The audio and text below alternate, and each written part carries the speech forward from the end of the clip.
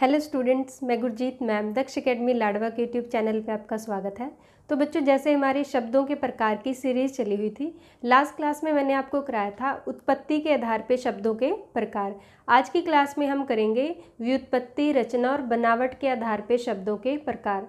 इस टॉपिक को समझने से पहले आपको व्युत्पत्ति और उत्पत्ति, ये दो शब्द हैं, इसके बारे में पता होना चाहिए। तो व्युत्पत्ति की अगर हम बात करें और उत्पत्ति की, उत्पत्ति किसे कहते हैं और व्युत्पत्ति किसे कहते हैं। देखो, उत्पत्ति तो होती है प्राकृतिक, प्राकृतिक यानी कि जो सबसे पहले स्टार्टिंग में जो बने थे उसे क्या बोलते हैं, उत्पत्ति के आधार पे। और व्युत्पत्ति किसे बोलते हैं, अप्राकृतिक भी इसे बोल सकते हैं और भौतिक भी इसे बोल सकते हैं, यानी कि जो बाद में बने। अब देखो, उत्पत्ति के आधार पे तो मैंने शब्दों के 5 प्रकार आपको बताए थे। जैसे तत्सम शब्द है, तो स्टार्टिंग में हमारी जो लैंग्वेज थी, हमारी भाषा थी, कौन सी थी, संस्कृत। और संस्कृत के जो शब्द होते हैं वही क्या होते हैं, तत्सम। उसके बाद जो है व्युत्पत्ति के आधार पे जो शब्द बने, यानी कि जो बाद में बने, उन्हें बोला जाता है व्युत्पत्ति के आधार पे शब्दों के भेद। जैसे रूढ़, यौगिक और योग रूढ़ शब्द ये बाद में बने हैं, इसलिए इन्हें बोलते हैं व्युत्पत्ति के आधार पे शब्दों के भेद। तो सबसे पहले करते हैं रूढ़ शब्द। रूढ़ शब्द बच्चों, सबसे पहले तो इसका मीनिंग।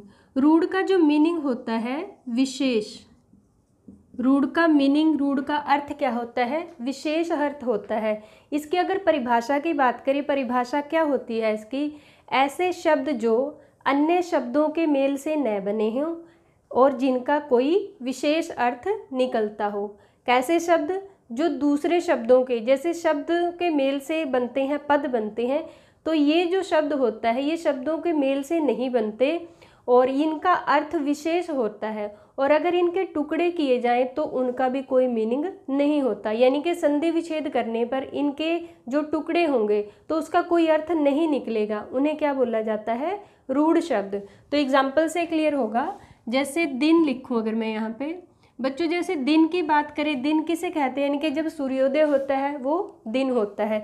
इस पूरे शब्द का मीनिंग है, कोई अर्थ है, लेकिन अगर इसके हम टुकड़े करते हैं दी प्लस न, तो ना तो दी का कोई मीनिंग है और ना ही न का कोई मीनिंग है। ऐसे ही और ओ का भी कोई मीनिंग नहीं, ओ का भी कोई मीनिंग नहीं और र का भी कोई मीनिंग नहीं। ऐसे ही घोड़ा अगर लिखें, घोड़ा देखो इकट्ठा ये शब्द लिखा है। घोड़ा एक पशु होता है घोड़ा, और जो घोड़ा है उसमें कौन सी संज्ञा आती है, जातिवाचक संज्ञा। तो अगर इसके हम टुकड़े करते हैं, इसकी संधि करते हैं, घो प्लस डा, ना ही इसका मीनिंग है ना ही इसका कोई मीनिंग है। बहुत सारे शब्द ऐसे होते हैं, जैसे रात है, कल, मुंह, तो ये सारे क्या होते हैं, रूढ़ शब्द होते हैं। इतना याद रखना है आपने। खास अर्थ को बताते हैं, टुकड़े अगर करें तो उनका कोई मीनिंग नहीं निकलता। इन्हें क्या बोला जाता है, रूढ़ शब्द। नेक्स्ट हम करते हैं यौगिक शब्द। यौगिक देखो बच्चों, इसके नाम से ही पता चल रहा है, यानी कि योग से जो बने हैं, मिलके बने हैं। दो अथवा दो से अधिक सार्थक शब्दों के मेल से बने हुए शब्दों को क्या बोला जाता है, यौगिक शब्द। एक बात बच्चों यहाँ पे याद रखना, जैसे सार्थक होते हैं शब्द और एक होते हैं निरर्थक शब्द। सार्थक शब्द कौन से होते हैं, जिनका कोई मीनिंग निकलता है, जिनका कोई अर्थ निकलता है। और निरर्थक शब्द कौन से होते हैं, जिनका कोई भी अर्थ नहीं निकलता। जैसे हम कई बार बोल देते हैं चाय वाय, तो चाय तो जो है वो सार्थक है। अब वाय क्या है, वाय का कोई मीनिंग है ही नहीं, कोई अर्थ है ही नहीं इसका। तो कई बार बोल देते हैं खाना वाना, ठीक है, रोटी छोटी बोल देते हैं, तो इनका तो मीनिंग होता है, यानी कि, और ये जो है ये निरर्थक होते हैं, जिसका कोई मीनिंग नहीं होता। तो ये सार्थक है और ये निरर्थक है। और यौगिक शब्द कैसे बनते हैं, सार्थक शब्दों के योग से बनते हैं। और इन शब्दों के अगर टुकड़े किए जाएं, यानी कि इनकी अगर संधि विच्छेद हम करते हैं, तो उन टुकड़ों के भी कोई ना कोई अर्थ निकलते हैं। इन्हें क्या बोला जाता है, यौगिक शब्द। तो एग्जाम्पल से आपको क्लियर होगा यौगिक शब्द क्या होते हैं। जैसे हिमालय। अब देखो बच्चों, हिमालय मैंने लिखा है यहाँ पे, और इसका संधि विच्छेद अगर हम करें तो हिम जमा आल्य। अब हिम किसे बोलते हैं? बर्फ को बोलते हैं। और आल्य किसे बोलते हैं? घर को बोला जाता है। तो दोनों का कोई ना कोई अर्थ निकल रहा है। हिम का मीनिंग बर्फ होता है और आल्य का मीनिंग क्या होता है? घर होता है।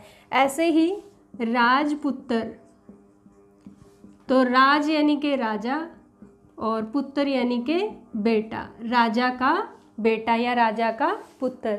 तो ये होते हैं हमारे यौगिक शब्द। बहुत सारे ऐसे आपको उदाहरण देखने को मिलेंगे यौगिक शब्दों के, जैसे रसोई घर, रसोई घर, धनहीन।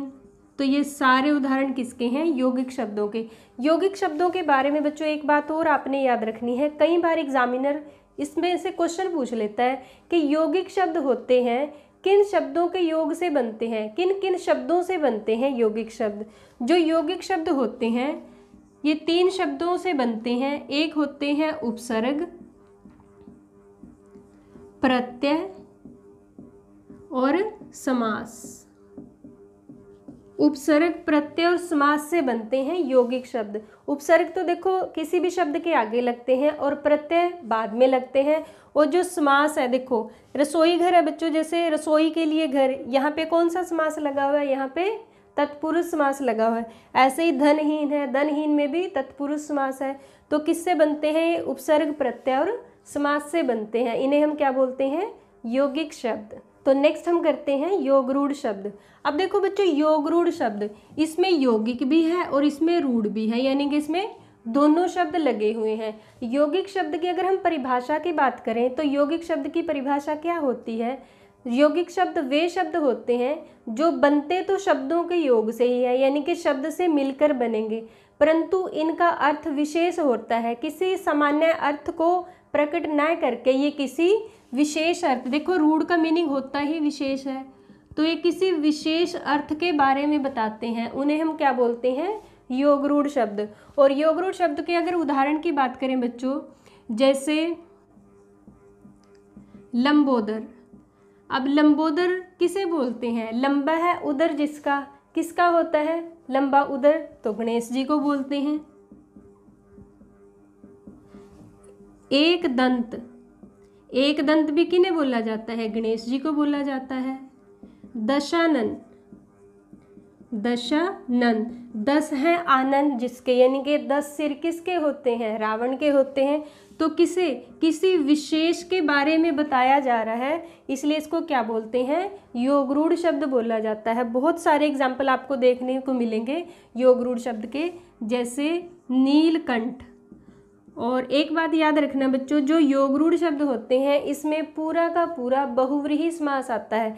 ये देखो मैंने जो एग्जाम्पल लिखे हैं सारे के सारे बहुव्रीहि समास के एग्जाम्पल हैं ये। तो योगरूढ़ शब्द जो होते हैं किसे बताते हैं? किसी विशेष अर्थ के बारे में बताते हैं, उन्हें बोला जाता है योगरूढ़ शब्द। तो ये था बच्चों आज का हमारा टॉपिक, रचना बनावट के आधार पे, व्युत्पत्ति के आधार पे शब्दों के प्रकार। तो बच्चों आज की क्लास आपको कैसी लगी आप कमेंट करके ज़रूर बताइएगा, और वीडियो को लाइक शेयर ज़रूर कीजिए, और अगर आप चैनल पे नए हैं तो सब्सक्राइब ज़रूर कीजिए। Thank you.